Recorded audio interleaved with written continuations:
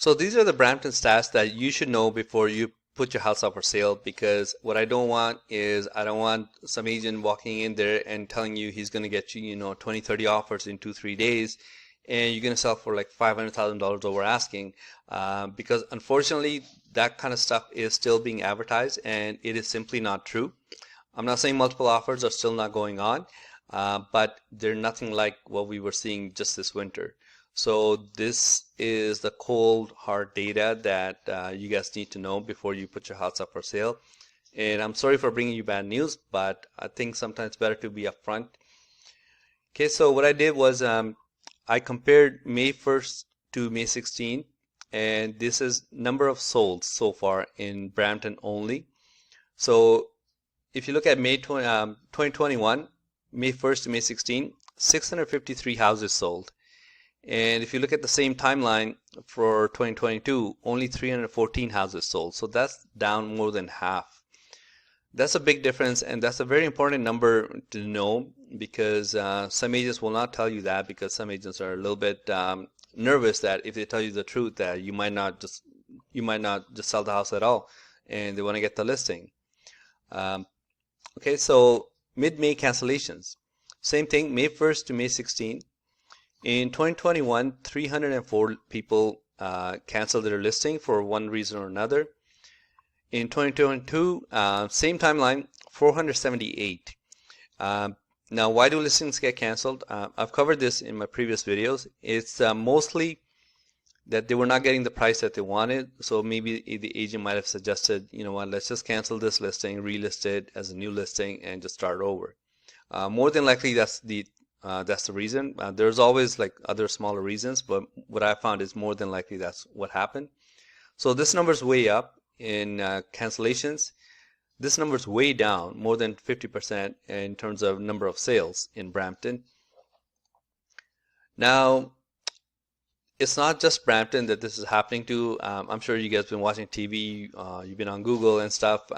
It's all across the board. This is not just unique to Brampton. These are the 5 markets I covered in some of my other videos. And you can see detached average prices, they're down all across the board. So, and Brampton was down about $177,000 in April. Now, other key stats that you guys want to know, you should know, is number of listings up for sale, including freeholds and condos, right now is 1,318.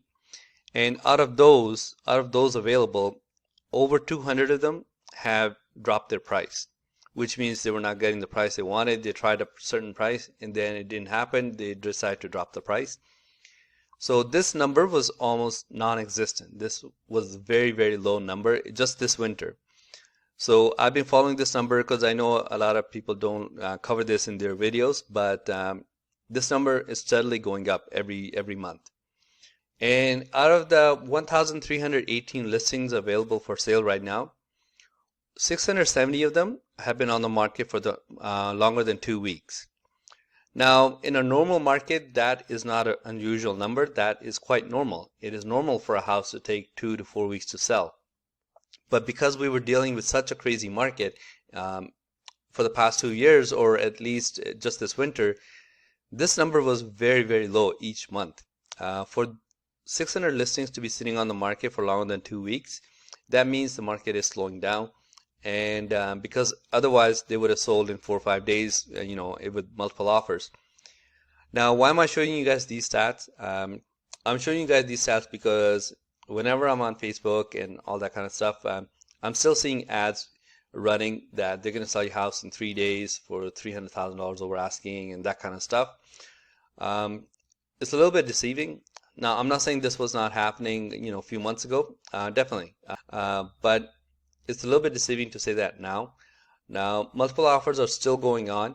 So I'm not saying there's no multiple offers. I'm not saying houses are not selling over asking, because they are. But it's nothing like what we were seeing a few months ago. So if an agent comes in and you saw his flyer and said sold in 5 days, $700,000 over asking, record price on the street, please be very careful of that, because that market is long gone. What you want is you should know the truth, because what I don't want happening to you guys is you end up here you end up becoming part of this number 670, and you're sitting on the market and nothing's happening.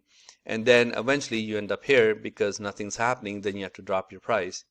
And what I hope you don't end up doing is you don't end up here where you have to change all your plans because you're not getting the price that you were looking for, then you end up canceling the listing.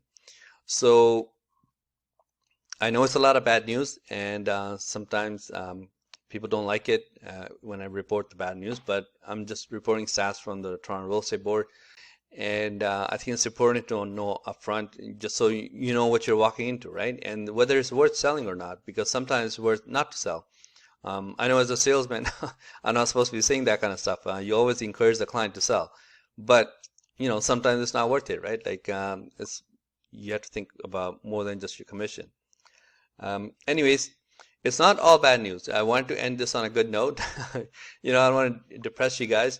There is some good news if you are a homeowner and thinking of selling. Prices are down compared to January. They're down quite a bit, as I showed you guys. But compared to April of last year, they're up a lot. Like, look at these numbers. Detached, semi-detached, freehold townhouses, condos. April of last year's average prices, April of this year average prices, every single category is up. Detached homes are up like $300,000. That's a lot of money. Imagine 1 year you make that much money on a house. So that was the good news at the end. It's not all bad news. It just, perception, right? Like if you want to compare it to January, yes, there will be some regret, like why didn't I sell back in January, February? But if you've had the house for a few years, you're still going to make a lot of money. So I wouldn't worry about it. It's not like the market is completely dead. Good homes are still selling. And if you guys need any help, if I haven't totally depressed you, realtorvic.ca. I am a real estate agent in case you guys need help. I've been around a long, long time, and that's the end of my sales pitch, and I'll talk to you later. Thanks. Bye.